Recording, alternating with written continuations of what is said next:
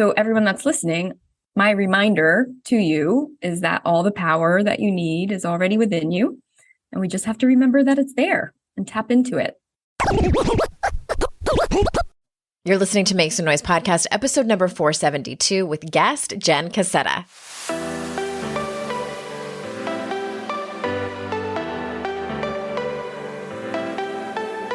Welcome to Make Some Noise podcast, your guide for strategies, tools, and insight to empower yourself. I'm your host, Andrea Owen, global speaker, entrepreneur, life coach since 2007, and author of 3 books that have been translated into 18 languages and are available in 22 countries. Each week, I'll bring you a guest or a lesson that will help you maximize unshakable confidence, master resilience, and make some noise in your life. You ready? Let's go.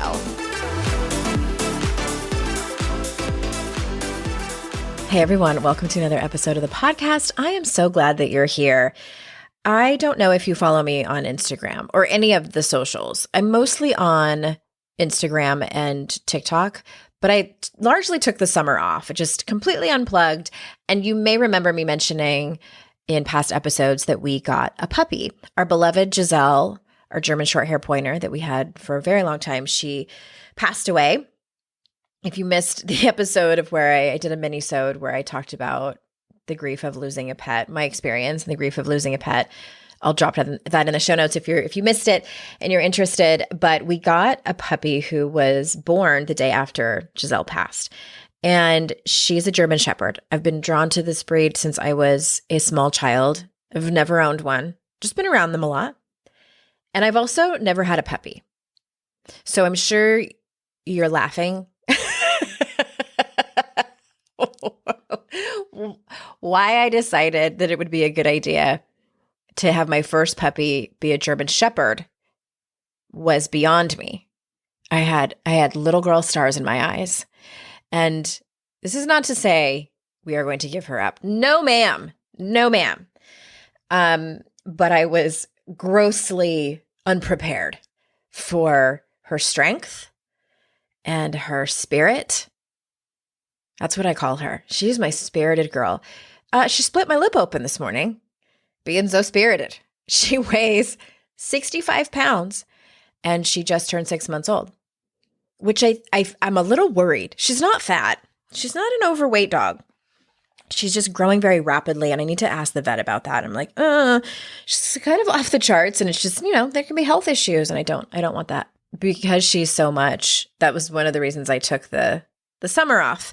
And now that I'm back, my kids are back in school, and we have a routine, and I take her for a long walk in the morning, and then I put her in her crate so she can take a much-needed nap, and then that's when I get to come up here and record these intros for you. But my lip hurts. That's what I'm saying. And it's starting to swell. I'm like, I've got to get this intro recorded before my lip is swollen. And it's not too bad. It was bleeding kind of a lot. And she didn't bite me. She just was excited because I got on the ground to stretch after our long walk. Because if I don't stretch right away, it's a whole thing. It's a middle-aged thing. But she was excited that I was on the ground, and she was rolling around and jumping around as I'm trying to stretch, and we collided. So no blame to her. It was an accident. My spirited girl. Her name's Astrid. Did I mention that? Her name's Astrid. Anyway, speaking of self-defense, that was not a transition that I had planned out. Jenn Cassetta is here. And I'm really, really excited to have her on.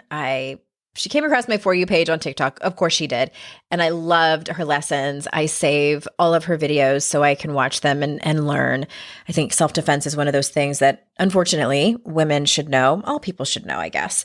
And I am excited for you to meet her because she has a new book out. And she's one of those people where immediately when I saw her, I'm like, I have to have her on. And she and I just clicked so much.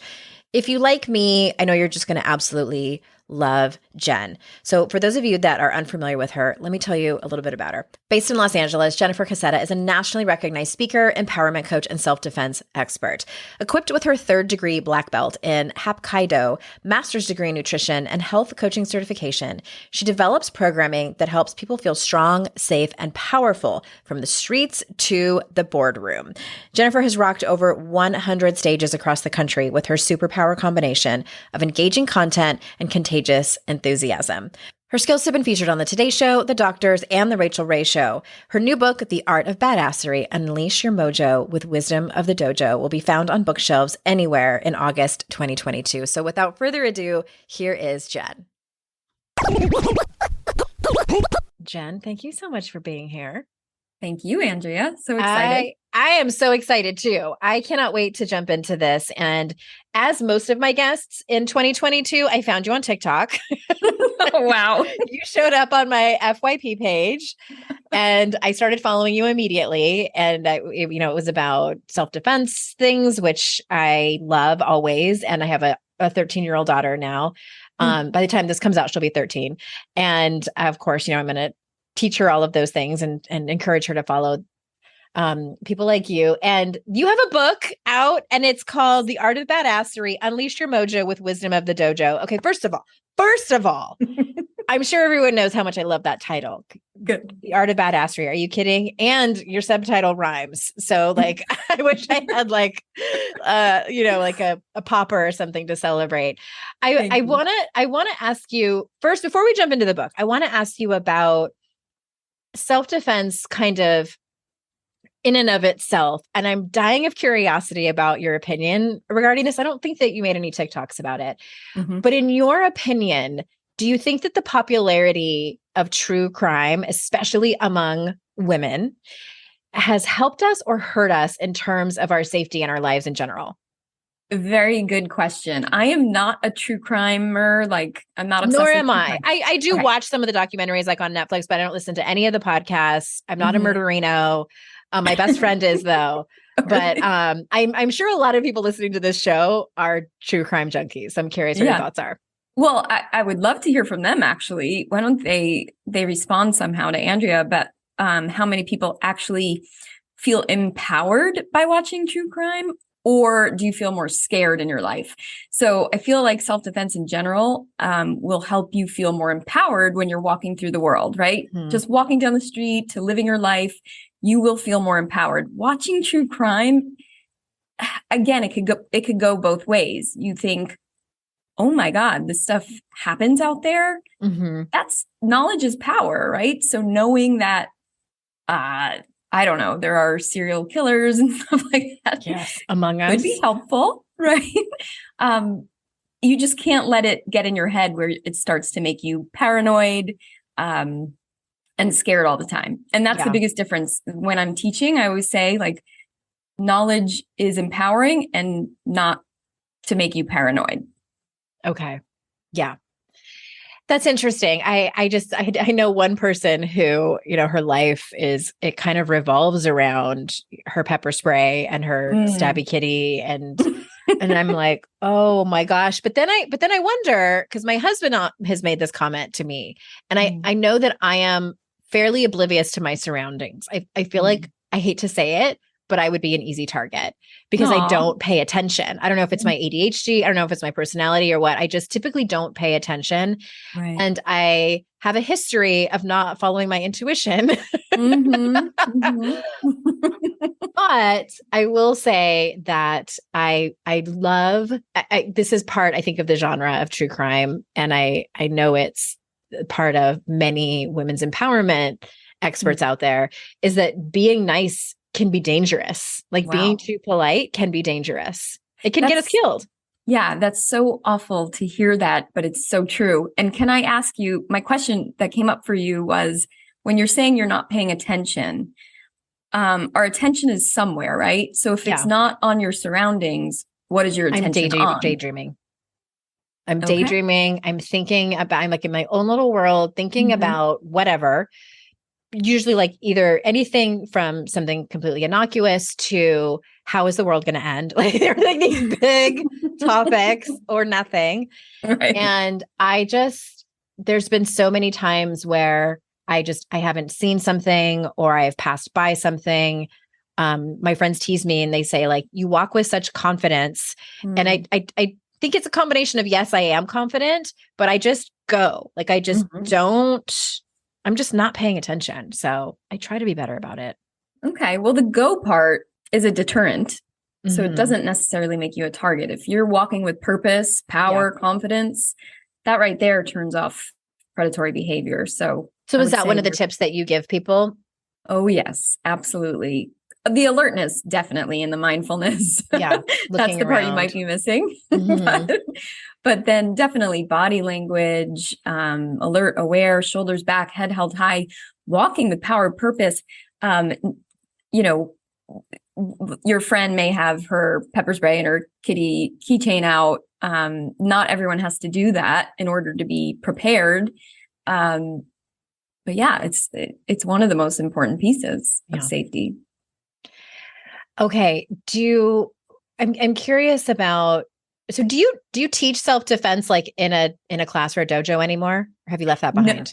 No, I'm teaching mostly just to corporations. Just to corporations. So what do you encourage women to look for?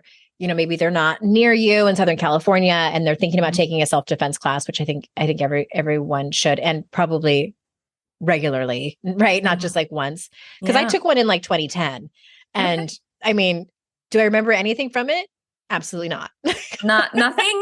I bet you do. I bet you remember something. You know what I remember? Let me tell you what I remember.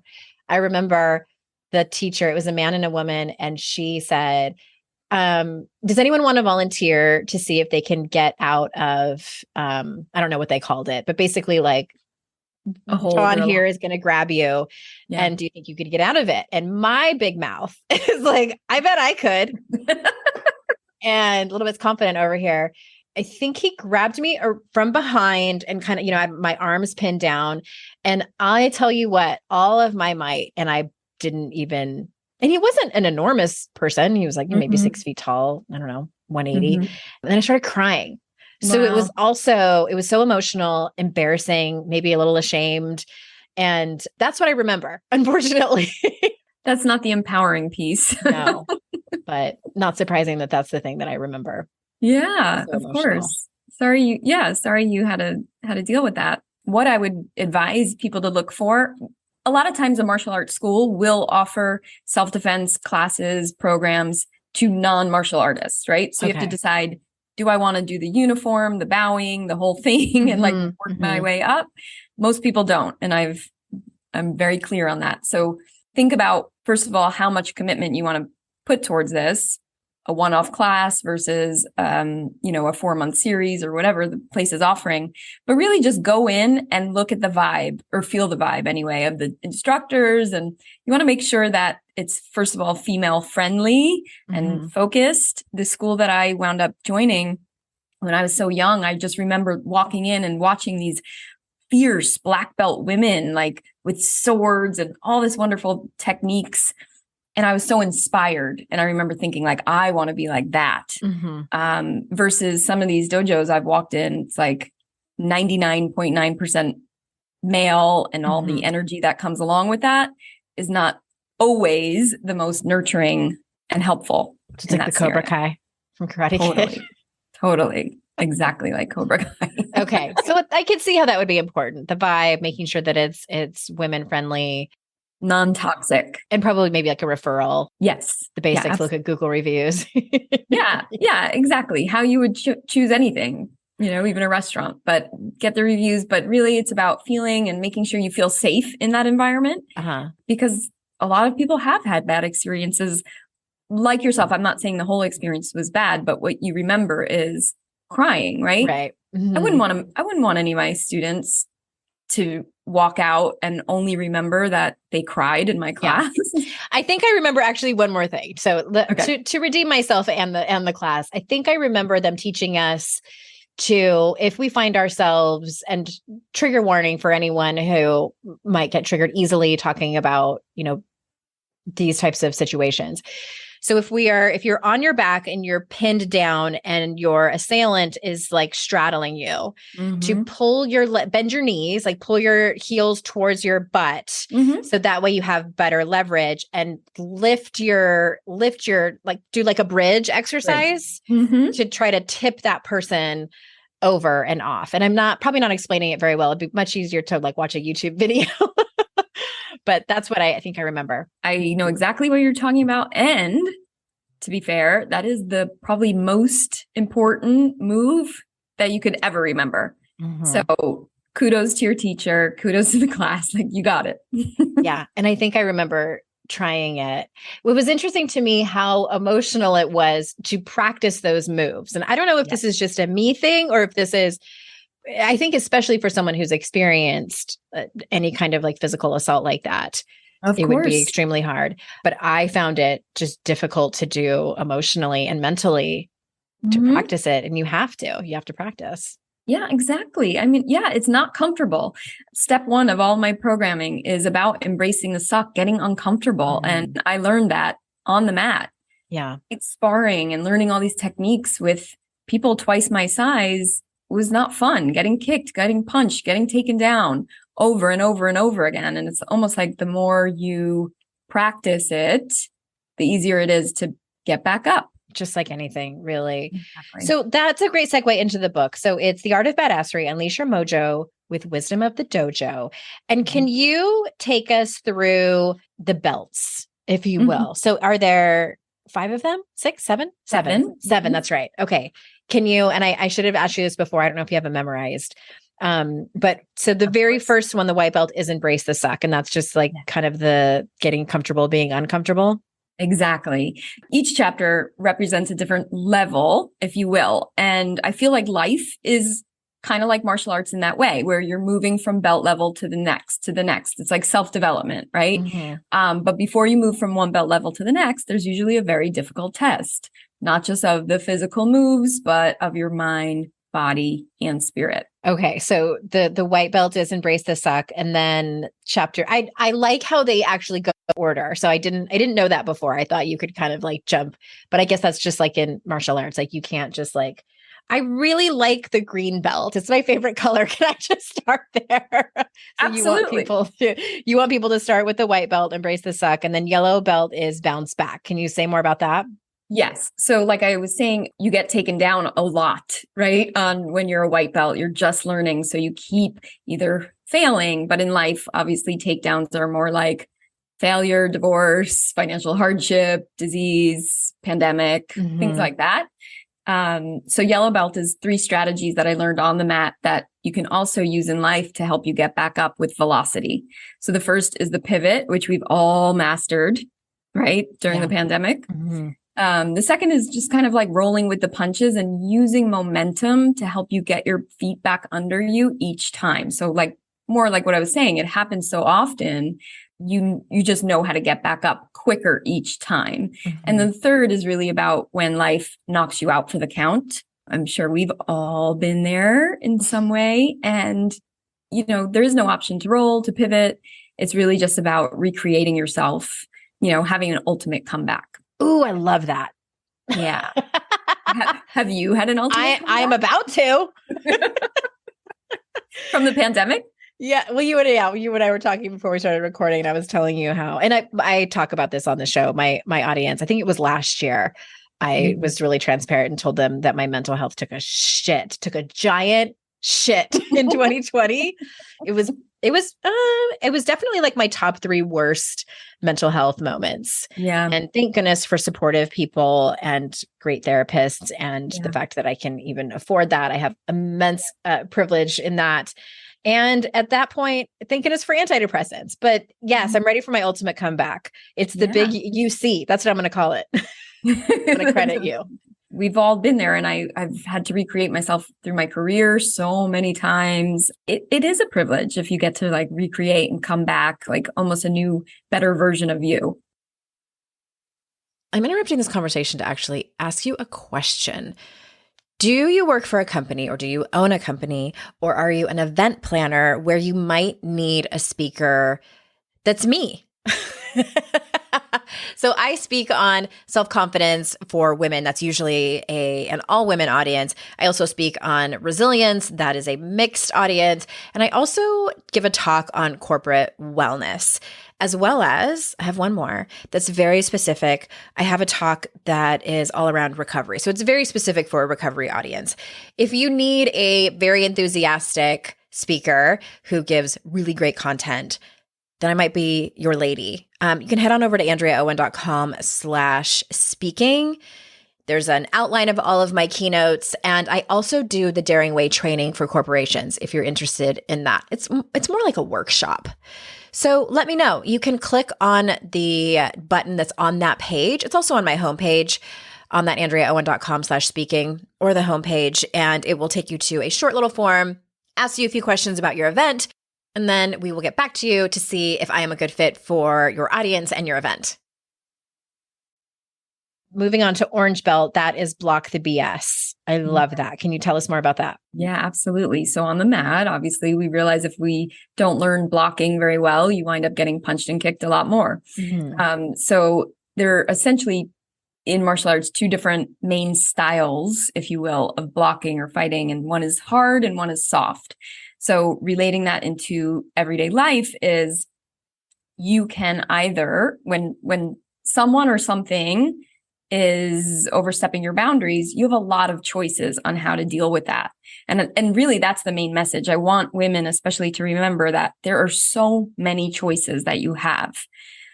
But what happens a lot of time is like we're frozen. We're left like, what just happened? What, in so many ways. So the harder styles of blocking is literally meeting the force with the opposing force with an equal to or greater force.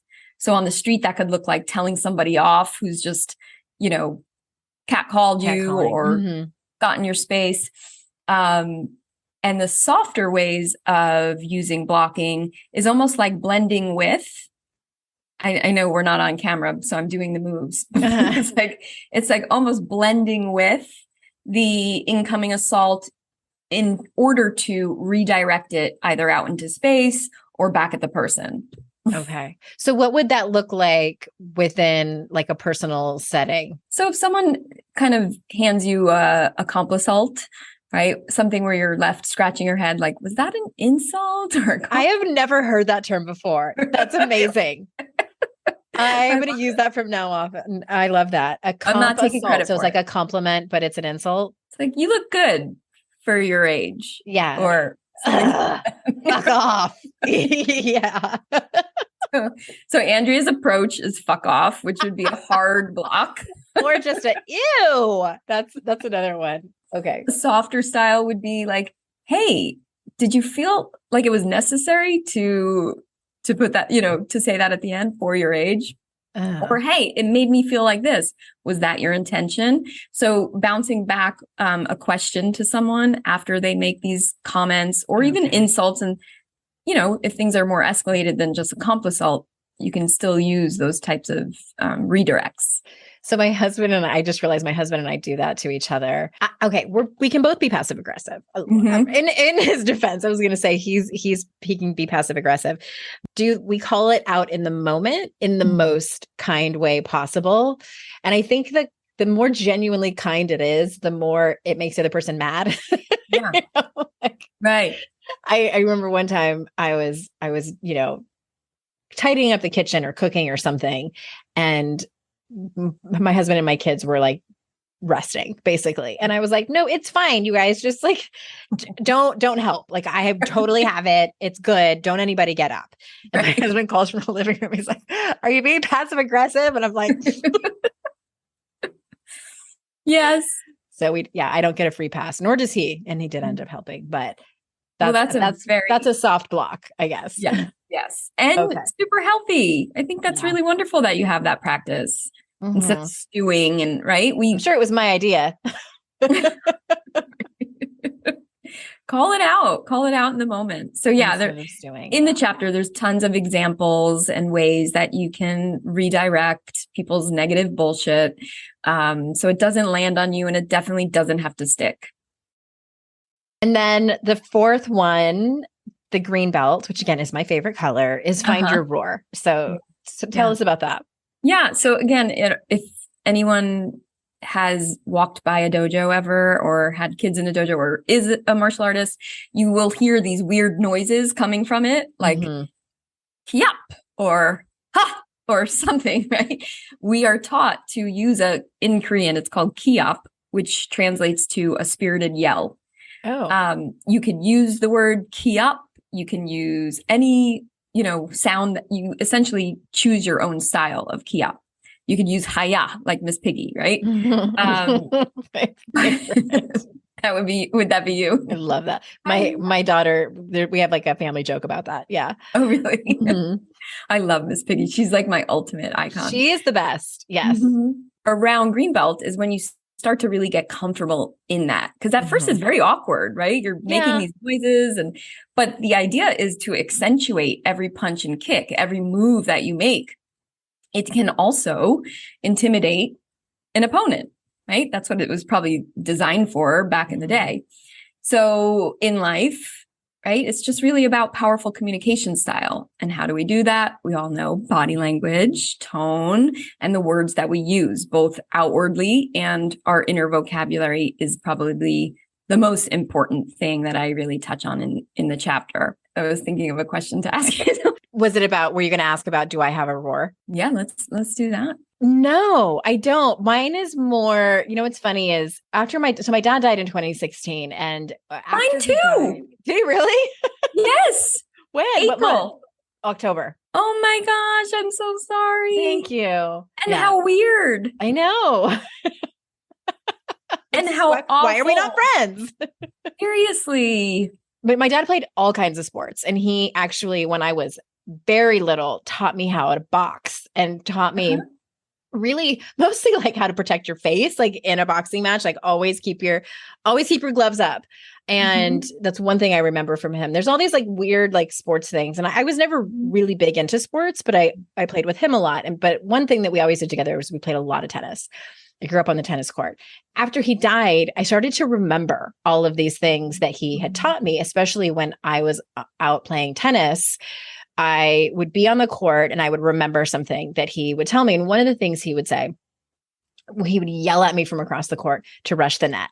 And when I was younger, I didn't have enough confidence at the net, especially playing singles, like, because it's a risk when you're up there. And he would tell me, he's like, even if you don't think that you can get the shot, it will intimidate your opponent. If you keep rushing the net, especially in the beginning, they're going to be nervous. It's just that like physical energy. So I don't know if I have an actual, like, a roar. Yeah. I'm just loud in general, but I think that stuck with me.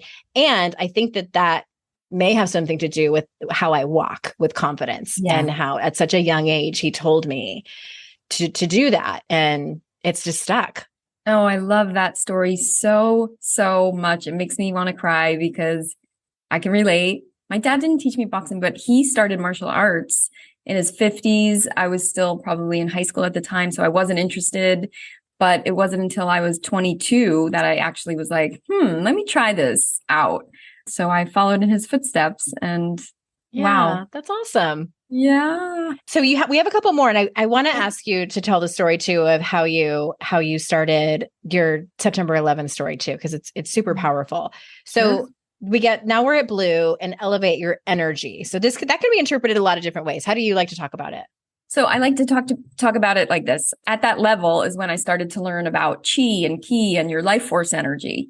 And it was also the point where I started to become so it's like almost addiction. I was addicted to martial arts. Like that's how it felt. I've heard that happens to a lot of people when they get into it. Right. In the best way. Like it's not a bad addiction to have. Right. I was just gaining so much from it mentally, spiritually, physically that I just kept going. So I was going to class every day. And then I wanted to stay for 2 classes in a row. And I was like, okay, if I don't start taking care of my life force energy through nutrition, through hydration, through sleep and recovery and lifestyle, I'm going to burn out. And I feel like right now, a lot of people are experiencing that. If burnout can happen, but we don't have to be passive about it.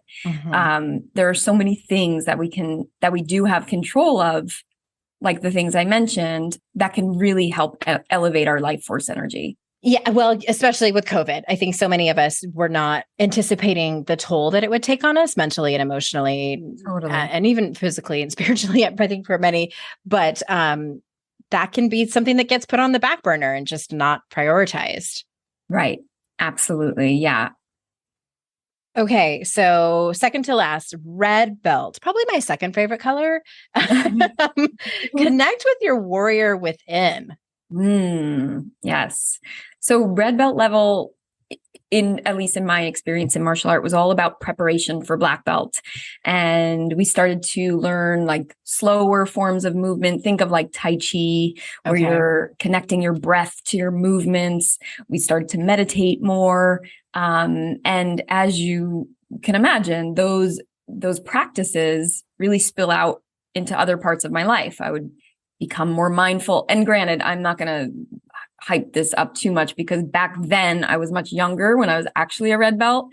And I didn't take meditation as seriously as I do now. So now you can see how much meditation actually affects my life and has changed my life. Back then, I'll say I was more like dabbling in it. I used to sit there, again, I was going, training clients, running around the city from client to client. And I would just have to like get to the dojo and lie on my back and pretend I was meditating, but I was really just napping.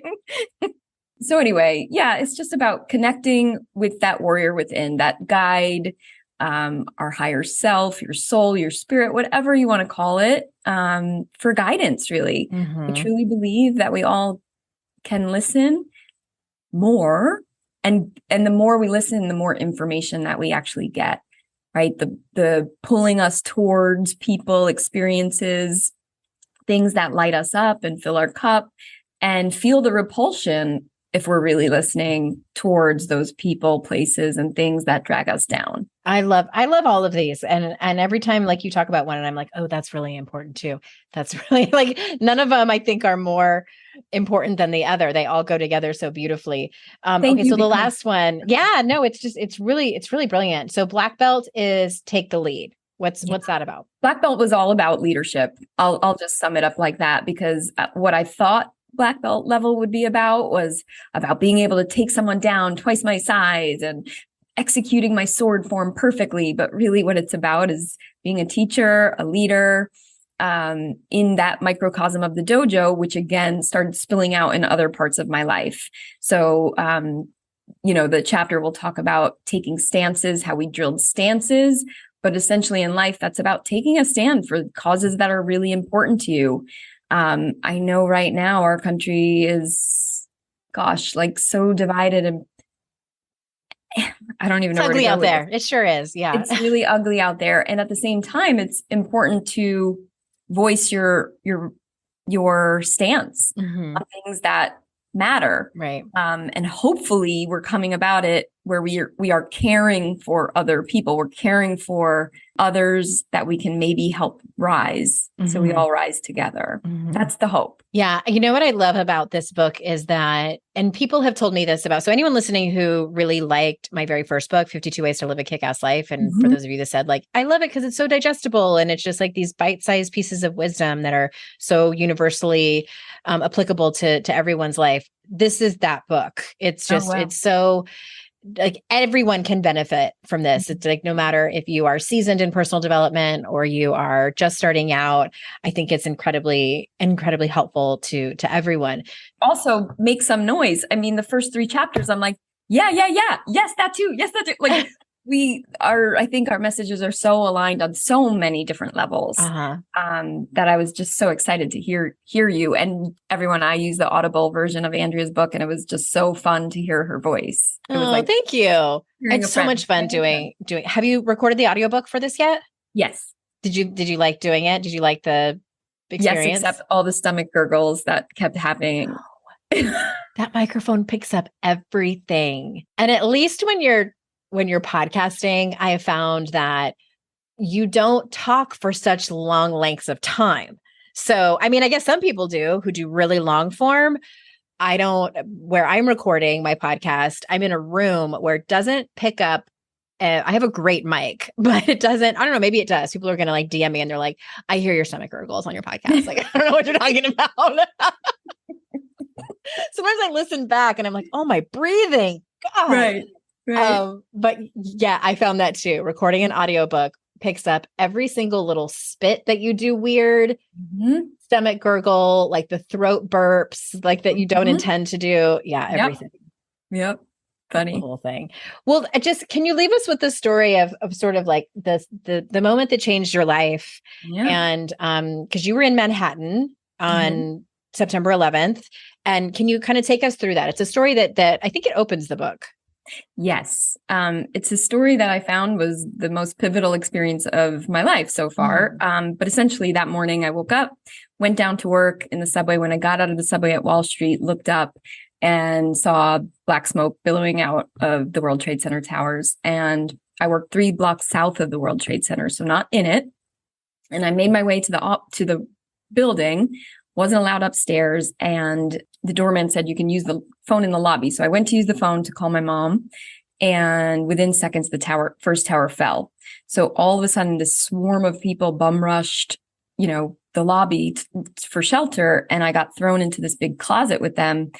And this was the first time in my life where my body shut down. I was in complete freeze mode, thought I was going to die. And this woman came over to me and grabbed me and said, what's your name? Which caused me to breathe, right? Yeah. Through that freeze moment. Answered her and she said, Jennifer, I'm Nancy, and the two of us are going to get out of here today. And sure enough, we did. The building, looking for shelter that day until hours later, I was able to lead Nancy to the dojo. So for the first time that day, I was able to feel safe and wash the soot off my body and drink water and, start to regulate my nervous system. So it really became this symbol of safety. And that's all I wanted to do in the weeks and months and then years afterwards. And that is also that. So in those months afterwards is where I said, well, this is really all I want to do. All I like doing is coming here. I was bartending to pay the bills at night.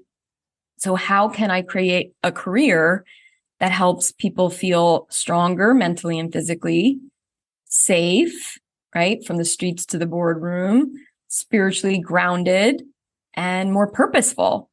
So that's when I started with personal training and then health coaching and blah, blah, blah. The rest is history. And here you are. Here I am.